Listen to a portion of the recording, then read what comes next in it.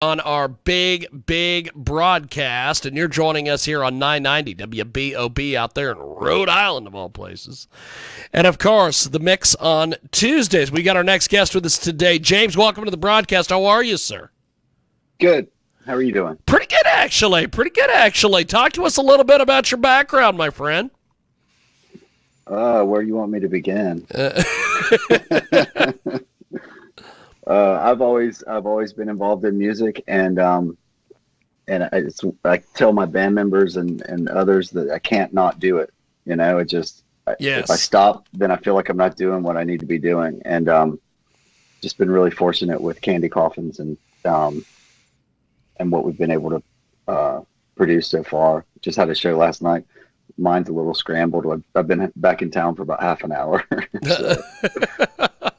We have got a great guest with us today. Candy Coffins is with us. James joins us here on our big program. So tell me a little bit about Candy Coffins. Yeah, it's an outfit that I started probably really in 2016. I had just left my post-hardcore band, Crown the Cake. Wanted to go a different direction. I thought I was going to do some just like studio demo recordings of different types of music. I have like a lot of different inspirations of music, you know, built up in my encyclopedia over life, and wanted to pull from different elements of that. And I started doing some things that were just really enjoyable for me and not really tied to any kind of restrictions.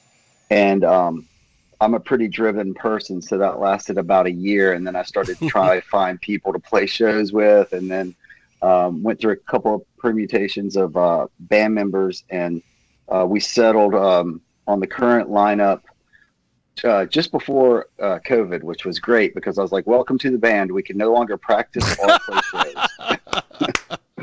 That is fantastic.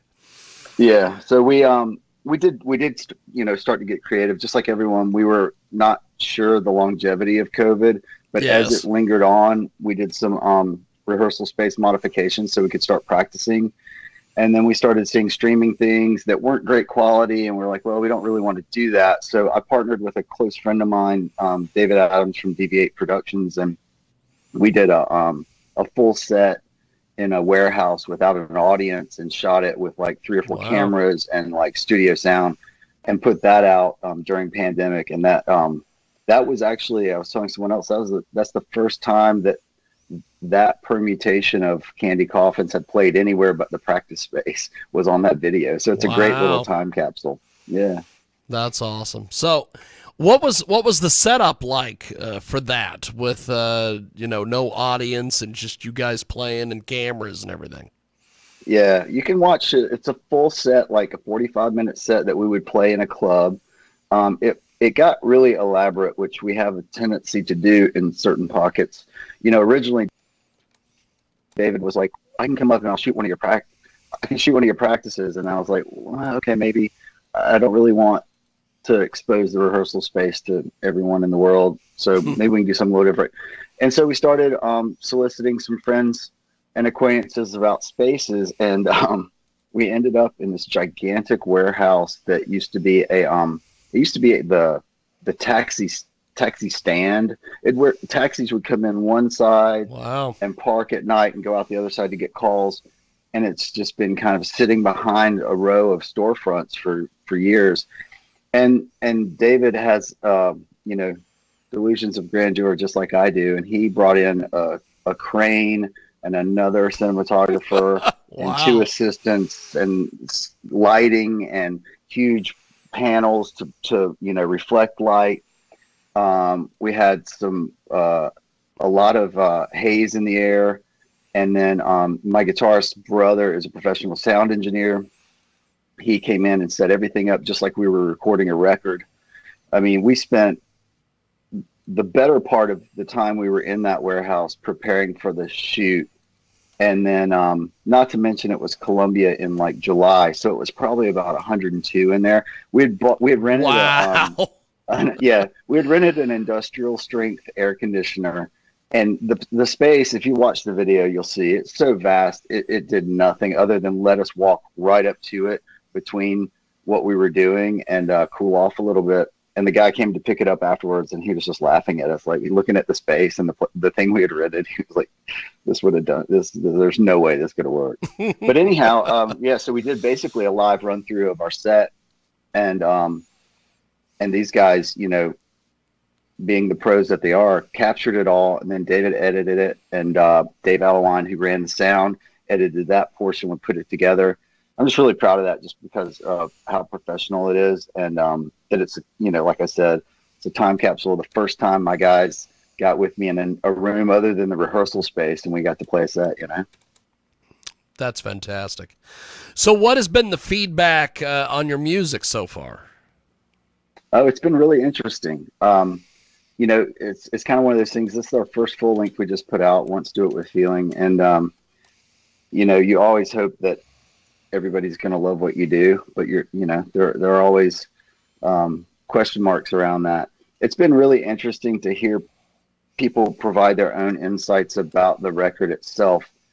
I can't see the forest for the trees, but I've been really pleased when reviewers have said things like how diverse yet cohesive it is. In other words, it definitely sounds like a band's record, but every song draws you in for a different reason.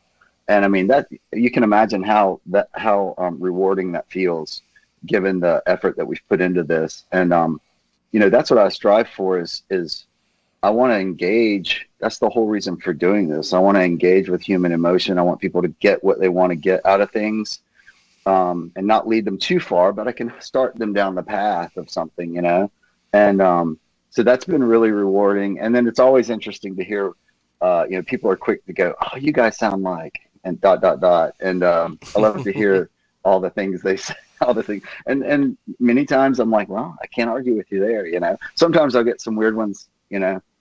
James sounds like Elvis Costello. I mean, I respect Elvis Costello, but I was like, do I? I want to listen to his really old stuff. I was like, maybe. That's awesome. So, we have got a great guest with us today, James from the Coffin Cats. Join us here on our Candy Coffins on our big broadcast. The Coffin Cats are coming up here in a few. And so you have got a lot of great music here. What are some folks saying about your music as far as media and things like this? I mean, it's been really overwhelmingly positive, which I appreciate, because we spent 18 months on this record. My close friend and sound engineer, John Furr, came in. This was, again, during COVID. I mean, COVID, as horrible as it was, it really forced us to produce some things I'm really proud of. And the record started during COVID. John and I were, we would meet from time to time, outside in safe conditions at a beer garden place, and just kind of talk about what's going on with you. And we just started, we're always kind of plotting and scheming. And he was like, one day we're going to do a project together, because he's a great musician and an engineer. He knows so much about music. And I said, well, why don't you record our first full length? And so we started thinking through that and all the kind of like logistical hurdles with that during COVID. And we decided he would just set up in our rehearsal space, and we would record all the basic tracks there. And so we started down that path. And what I realized, for better or worse, that affords you a ton of time. Yes. Which time and my obsession can lead to like a lot of drawn out, tiring things. And John kept me on task. And one of the things, the other thing that John and I talked about was, like, I said, I want you to also not only be the engineer, the guy who places the mics, the guy who gets the mix right, whatever. I want you to produce this record, because I've always worked, completely with my hands in the creativity. I said, I want you to come in as a producer and listen to these songs with fresh ears, different than mine, and different perspectives from all of your background, your vast knowledge of music, and let's workshop these things and see what might be better done a different way, or additional instruments or whatnot. And so we recorded all the foundational tracks. I mean, not to mention, I have a band that they're so good. I'm sure I'm spoiled, but they prop me up. I mean, they're so diverse, they're so skilled, and they deal with my idiosyncrasies, and they humor those, and they add such value to the songs and my ideas. So we recorded those tracks, and then John and I we did some preliminary mixing of those in his home studio, and we realized because John had initially said, we may only get demos out of this. We don't know. We'll see how it sounds. Yeah. And we listened back to the initial mixes he did, and we were both kind of like, okay, we got something bigger on our hands here. This is good stuff. And so I got in touch with David Barbie, who's in Athens, Georgia. He's a longtime engineer, worked with a lot of big names. We recorded and mixed my EP with him, Somehow Misplaced. I loved working with him. I love his style. I love his approach. I love his studio. So I got in touch with him. I said, okay, we've got these tracks. We think we got something on our hands. We'd like to come mix it with you. Take a listen. And he said, I do think you have something on your hands here. Why don't you come on down? So John and I spent 3 or 4 days in the studio with David, and he mixed it. Came out awesome. And then we're like, okay, where do we go with mastering? Dave Harris is a longtime master engineer in Charlotte at Studio B. Incredible work. And so we did the same. I mean, we're just so naive. So I sent that to Dave, and we're like, Dave, I think we might have something here. And he said, the cool thing about Dave was, I was like, I think we have something here. We've got, we've recorded it. We've mixed it. We need to get it mastered, I think, but I want your opinion. Do you think this sounds good enough to go out the door? And he sent me back a mastered version of the first track, and he said, you tell me. And I was like, okay, yes, That's please awesome. do the rest of these songs right away. So that's the long story, but like 18 months of like just focused attention to this thing. Well, I'll tell you, the music is amazing. You guys have put together a heck of a lot here. What do you guys see coming up as far as work or new music, touring, anything like this? What do you see happening, James? Yeah, so we're still working this record pretty hard. I've been working with Shameless Promotions. Sean is fantastic, and she's just been the driving force behind this record. Yes, and we've been really trying to get it out to as many fresh ears as we can. And then I like to play live. That's my thing. Actually, the studio, I dread the studio, but I do it out of necessity. And I like to play live. And so, Q4 is tough for our band. We've got a lot of obligations. We can't play out during, Thanksgiving, Christmas, or whatever you do in Q4, occupies a lot of our time. So we did a quick out and back to Asheville because I needed to satiate that desire to play live. And that was a great show. But in Q1, I'm working with Happy Nomad Booking. I want to get some more shows lined up and play a lot more out.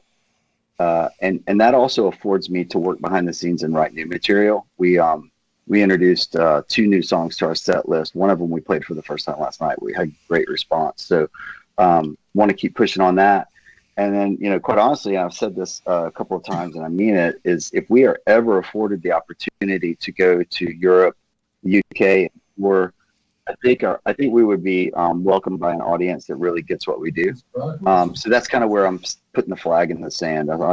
That's awesome. Let's broaden this out. That's awesome. So we are going to do this before we get to our next guest. We are going to play Tangled Up in Teacups. Tell me a little bit about this song and this video, and then we're going to go to it. Yeah. I love the song because it's such a dichotomy, and people need to realize that I write lyrics and sing from different personas, not necessarily my own. And the song, I really like it because it shows 2 different perspectives of the same relationship, if you listen through to the whole thing. Yeah. And so that was, I like that song from that perspective, and that it tells that story. The video, I couldn't be more thrilled with the video. Pearson Collective, I just handed that over to them. I said, here's an idea. And Pearson Collective, which is a media group here in Columbia, South Carolina, they brought amazing stuff to the table and shot that. I wanted to show the juxtaposition of the beauty of ballet in deteriorating or like drab settings. And so because that's a juxtaposition, just like the song itself shows the juxtaposition of a relationship, you know. And my daughter, who is an aspiring professional ballet dancer, is one of the dancers, and her colleague Bella Leone are in that. And I just wanted to take an opportunity to showcase her talent. They both work so hard on what they do, and to put them in vacant lots on point was asking a lot of them, and I couldn't be more happy with it. Well, we are going to do this. We are going to go to Tangled Up in Teacups. I really appreciate you making time for us today. Thanks for coming on, my friend. I really appreciate it. Thank you so much. Yeah, thanks so much. I really appreciate what you're doing. Definitely. Thank you, brother. And we are going to do this. We are going to go to this song. Then when we come back, we have got T-Quest going to join us here in just a few. But we are going to go to Tangled Up in Teacups, and it's here on your big, big broadcast. Back here in a few moments.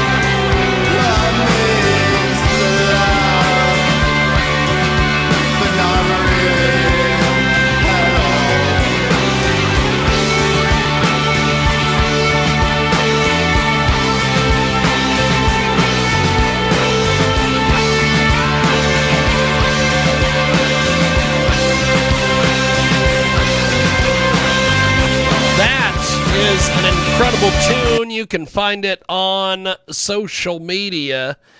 Go watch the entire video over there online. Tangled Up in Teacups, the official video from Candy Coffins, is available on